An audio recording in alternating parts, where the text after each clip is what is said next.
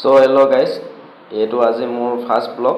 আপোনালোকে ব্লগটো চাই কেনেকুৱা পায় মই নাজানো। আজি ব্লগটো এইটো কাৰণে বনাব লগা হ'ল যে বহুত দিনৰ পৰা ভাবি আছিলোঁ এটা ব্লগ আপোনালোকলৈ লৈ আনিম বুলি। আজি ফাইনেলি লৈ আহিলোঁ। ব্লগটো শেষলৈ চাব। আজি ডিউটি আছিল মোৰ মেইন গেটত। ডিউটি থকা অৱস্থাত আমাৰ ওপৰ পৰামৰ্শজনে ক'লে যে এই গাৰ্ডেনখন অলপ ফুলবিলাক ওখ হৈছে, চাপৰ হৈছে, অলপ মিলাই ধুনীয়াকৈ সমানকৈ কাটি দিয়ে। তেতিয়া ৰাতি সময় আছিল 2টা বজা। 2টা বজাৰ পৰা পুৱা মই 5টা বজালৈ কৰিলোঁ। 3 ঘণ্টা সময় ল'লে। আৰু গাৰ্ডেনখন বৰ ধুনীয়া লাগে। ফুলজোপা যেতিয়া সমানে গোটেই গছজোপা কাটি দিয়া হয়, আৰু গছজোপা কাটি দিলে দেখাত শুৱনিও হয় আৰু অইন কোনোবা দেখিলে ভালো লাগে। এতিয়া আজি মই ৰাতি হ'ল, কেনেকুৱা হৈছে ভিডিঅ'টো ৰাতি সময়ত বনালোঁ আৰু ৰাতি সময়তে মোৰ কামটোও পালোঁ। মনত পৰা নাছিল, মই অকস্মাতত মোৰ মনত আহিল যে কিয়নো মই ভিডিঅ' এটা অলপ শ্বুট কৰি দিওঁ, কেনেকুৱা হ'ব আপোনালোকে মোক জনাব ভিডিঅ'টো কেনেকুৱা হৈছে। এই গাৰ্ডেনখন কিন্তু সৰু আছে, সৰু থাকিলেও কিন্তু ইয়াত বহুত ধৰণৰ ফুল ইয়াত লগাই ৰখা হৈছে। ইয়াতে গোলাপো আছে, তগৰো আছে আৰু আছে বহুত ধৰণৰ, কিন্তু মই কিছুমান নাম নাজানো ফুলৰ। কিন্তু আজি যিটো কাম পালোঁ, এই কামটো প্ৰায় ময়ে কৰোঁ। আজি অপেনিং চুৰুৰ পৰা ধৰি এতিয়ালৈ ময়ে কৰি আছোঁ। আজি মেক্সিমাম এই ফুলজোপা লগোৱা 6 মাহ হৈছে, 6 মাহ বেছি হৈছে, 7-8 মাহমান হৈছে। আৰু ফুলজোপা সোনকালে বাঢ়ে, 10-15 দিনতে ডাঙৰ হৈ যায়। আৰু যেতিয়া কাটিং কৰি থাকিলে এটা মানে সুন্দৰ ধৰণৰ এটা দৃশ্য ইয়াত দেখা পোৱা যায়। আৰু ফুলটো শুৱনি হৈ পৰে মানে।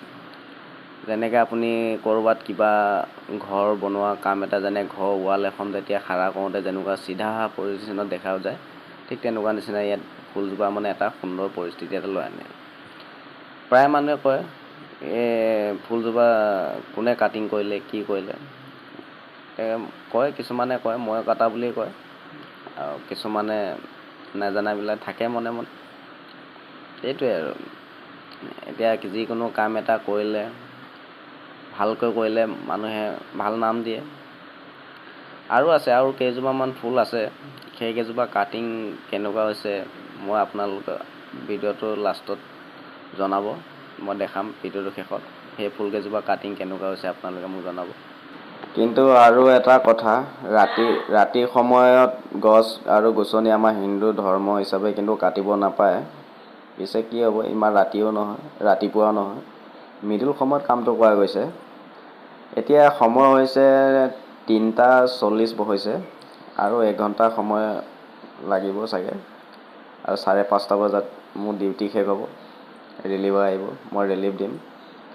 আৰু মই যোৱা তাৰ আগতে মই পটাপট এই গছকেইডাল মই সমানকৈ কাটি আনে সুন্দৰ কৰি থৈ যাব লাগিব।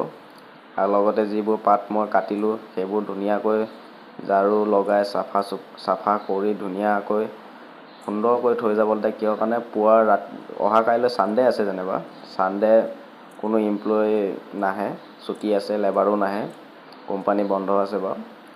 যিটো মৰ্ণিং শ্বিফ্টত ডিউটি আহিব সিও ক্লিন কৰিব পাৰিব।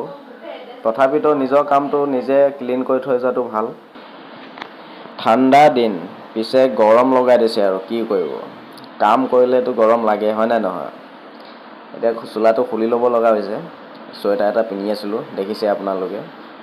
এতিয়া মোৰ ইউনিফৰ্ম চাৰ্টটো পিন্ধি কৰিব লাগিব, কেলৈ ডিউটি অৱস্থাত থকা গৈছে।